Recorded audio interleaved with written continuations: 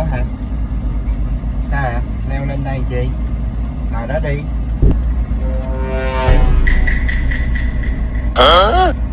Xe rồi, kêu rồi.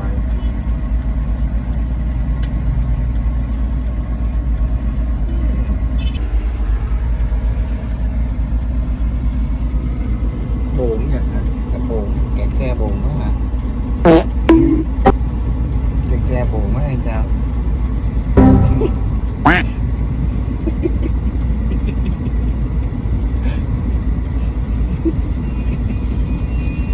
Kẹt xe buồn quá hả? Không chạy được buồn quá hả con? Chui ra anh chị. Ngủ hả? Ngủ đi, hôm qua anh ghé cây con nằm ngủ đi hả?